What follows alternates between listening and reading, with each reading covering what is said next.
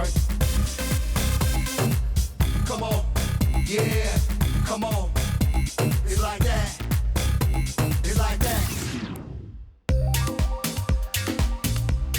This is your window on all aquatic activity and news on the African continent. African Swimming Confederation, or CANA, is the African Swimming Confederation. It is the continental association charged with overseeing swimming for Africa.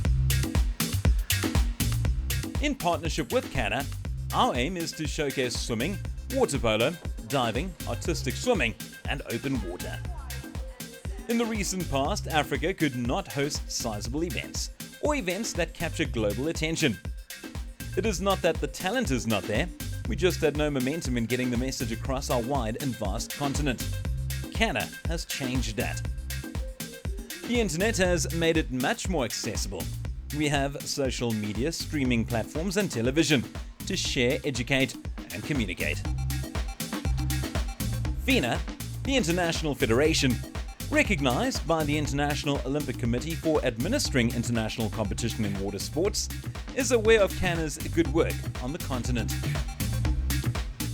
They are assisting wherever possible in making Africa as trained and competitive as any of the other more developed continents.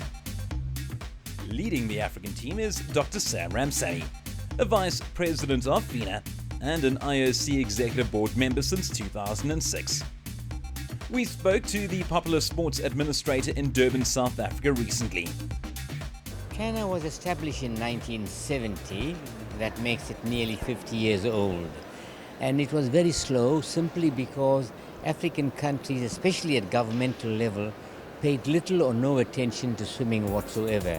But over the years it has developed because we've intensified the reason why so many people are drowning, and that has brought the Learn to Swim campaign to a fore.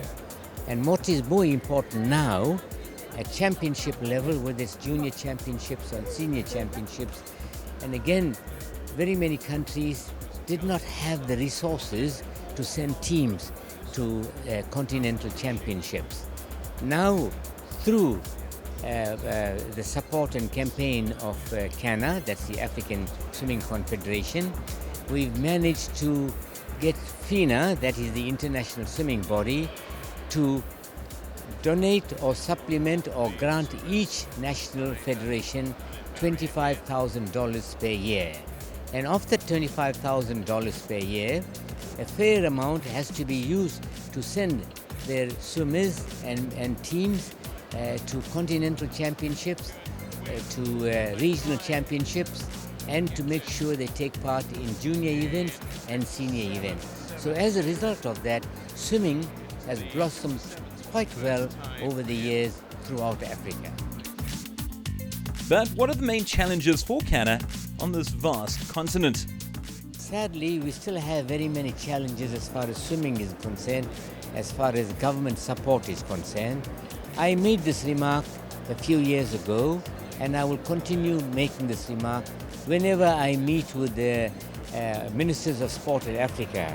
At the last Ministers of Sport in Africa, I said, look, many of you are telling me you're Ministers of Sport, but to a large extent, you're Ministers of Football.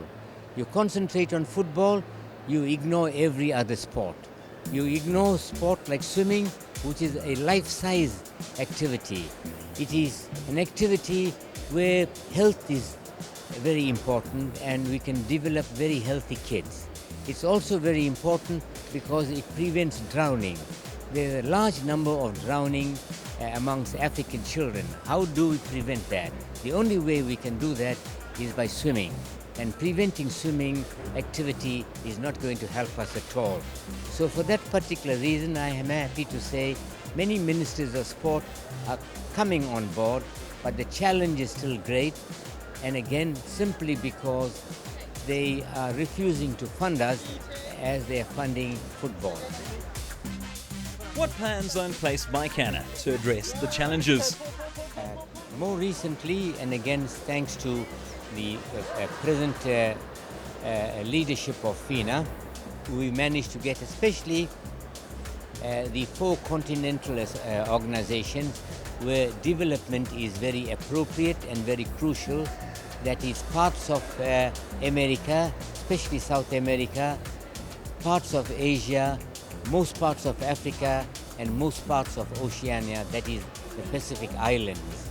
So there, again, we have now developed a program not only for swimming for life, swimming for all activities, because we believe that we need to motivate competitive swimming, because that is the end result of swimming for life, swimming for all. And I am happy to say that again has increased swimming activity and also has increased swimming membership in very many countries. Now, for instance, when we take part in continental championships, we can get up to between 400 and 500 competitors. Previously, we had to be satisfied with only 100. Can you briefly explain how Africa is divided into different zones? Yeah, in Africa, we have 4 divisions as far as the regionals are concerned. The North African division, we call that Zone 1. The West African division, we call that Zone 2. The East African division, we call Zone 3. And the Southern African division, we call Zone 4. But at the moment, only Zone 4, that is Southern Africa, and North Africa, which is Zone 1, which is highly competitive in swimming. In fact, most of the medals, as far as we are concerned, come from Southern Africa or from North Africa, and I believe that will continue for a few more years. But I'm happy to say, and it's quite a delight for me to state this, that acceleration in West and East Africa is helping us a lot. In fact, in the past, we used to only get B qualification swimmers from those countries, and also what we call swimmers selected at a random level. But now I am happy to say most of the competitors have at least the B qualification time, even in the western zone and eastern zone of Africa. And that again is an indicative of what FINA is doing. FINA is helping by providing free coaching classes, free coaches to take part in activities, in very many events. And also what we are doing now, we have opened up open water swimming. Open water swimming is becoming quite important because we have very many dams, we have very many rivers, slow moving rivers, and also we have the ocean and lakes. So because of that, we believe that we need to develop open water swimming, and that helps us again as far as competitive swimming is concerned. And also we use the shallow parts of lakes, of dams, of slow flowing rivers, and also the shallow parts of certain parts of the ocean where there is not very many wave activity, and that has helped us to increase the number of swimmers taking part in international events. Yes, our African talent is making their mark. There is definite growth and development, leading to high performance and podium achievements. African Aquatics will keep you up to date with news and views from across the continent.